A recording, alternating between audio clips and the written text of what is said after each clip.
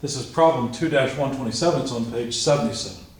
Determine the angle theta between the two cables attached to the post. And I'll show you what the figure looks like, but I'll also draw it on the board. So there's the figure we're interested in. And I'll draw a representation of it at the board.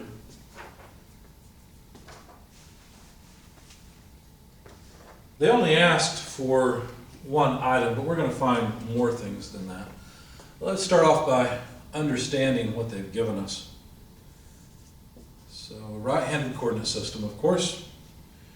Vector F1, or force 1, is directed in, well, there's probably a quadrant number, I don't know what it is.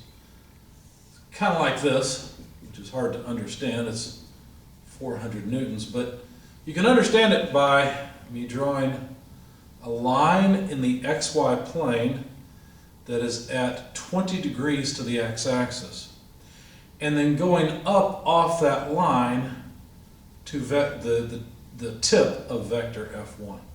Okay?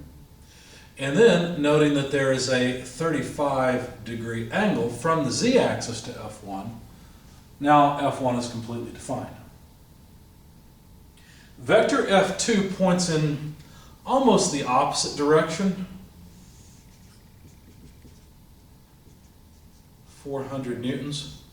And what they've given us are coordinate angles. So, for example, the angle between the x-axis and F2 is alpha. The angle between F2 and the y-axis is beta, and the angle between the z-axis, notice this points generally in the negative z direction, that angle is gamma. Now, they gave us these numbers, but I wanted you to recognize what these things are.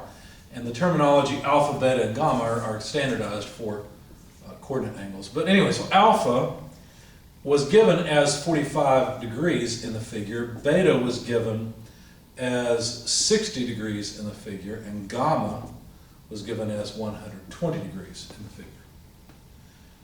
And actually, we may only find the angle between F1 and F2. Notice that that angle that we're looking for is, if you imagine a plane made by F1 and F2, then theta is the angle within that plane between those two vectors. That's all we really want. I was thinking we had to find these, but they gave them to us, so we should be fine. So how will we find the angle between these two? Well, of course, the dot product will help us with that. So the first thing to do is to write each of these in their component form. So let's start with F1.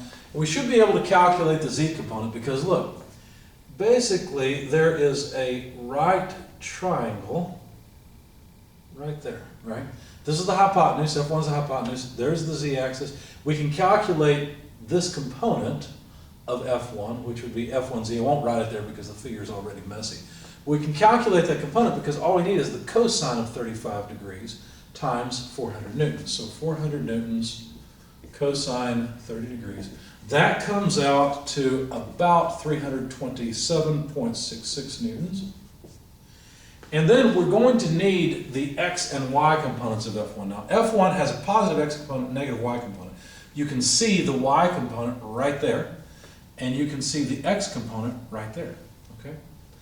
Now, this part of the vector, that's the other side of the triangle that we just played with to find the vertical side, or the vertical height of F1. So this line, I'm going to call F1 prime.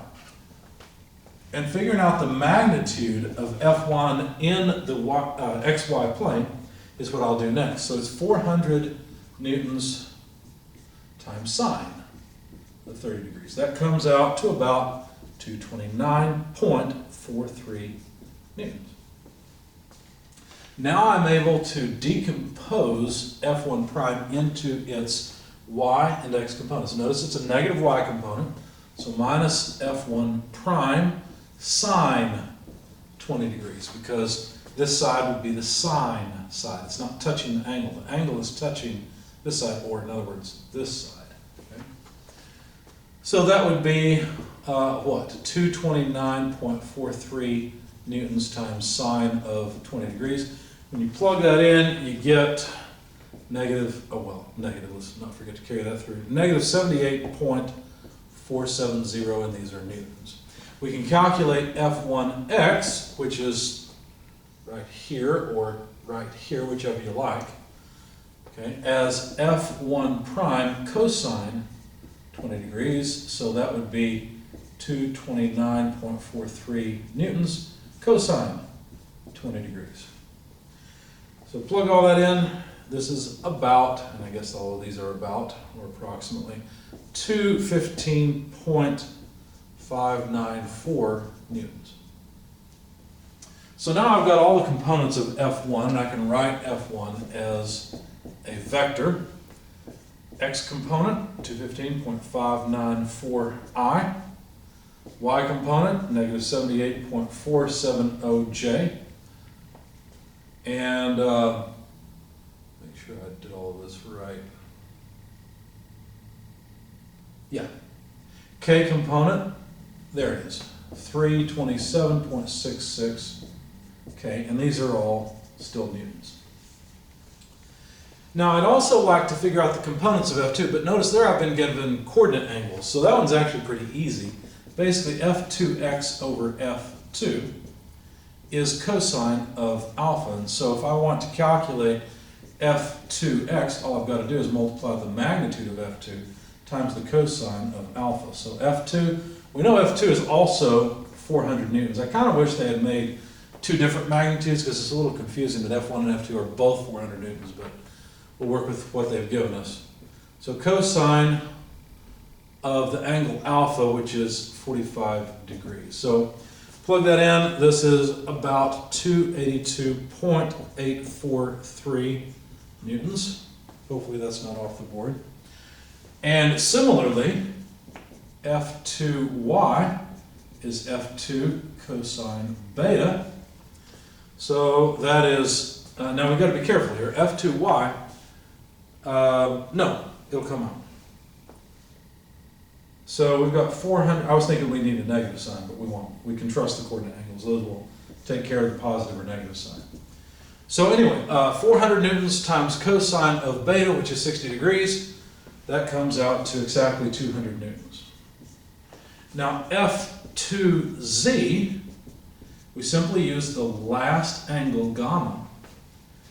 And so 400 newtons cosine of 120 degrees gives us our first negative, and it's exact 200 Newton force. It's not really surprised that the z component of F2 is downward, is against the positive z direction. That's what we expected from the figure.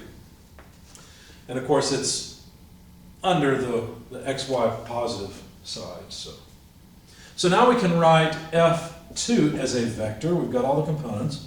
X component right there, 282.843I. Y component right there, plus 200J.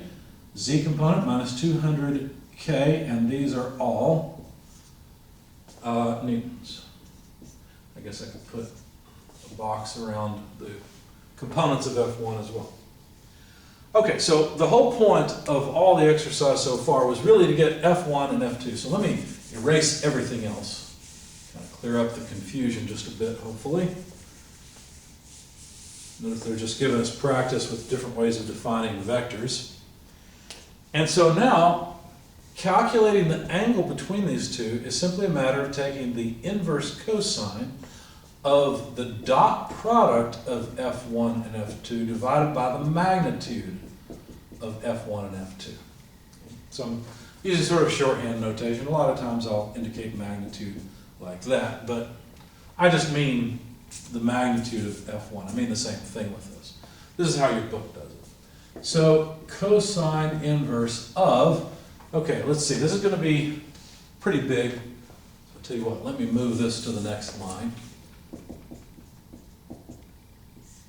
All right, dot product. We need I dot I, J dot J, K dot K components. Okay, so let's see, 215.594 multiplied by 282.843 0.43. That's I dot I components plus, well, a negative 78.470, notice the order doesn't really matter, times 200. That's the J dot J, K dot K, plus 327.66 multiplied by a negative 200. All divided by the magnitude of F1 and F2. Now don't worry, you don't have to take the square root of the sum of the squares. We were given the magnitudes. That's easy. 400 newtons for both. Okay. So now we've got, it's more like a problem than a solution, but that's actually a solution. So plug all this in your calculator. It's a lot of work and error prone, but if you do it right, you'll get the angle. It's 97.27 degrees. So that's the angle between them. You got to understand, this is an angle in this plane. Okay? So that's an angle in the plane defined by F1 and F2.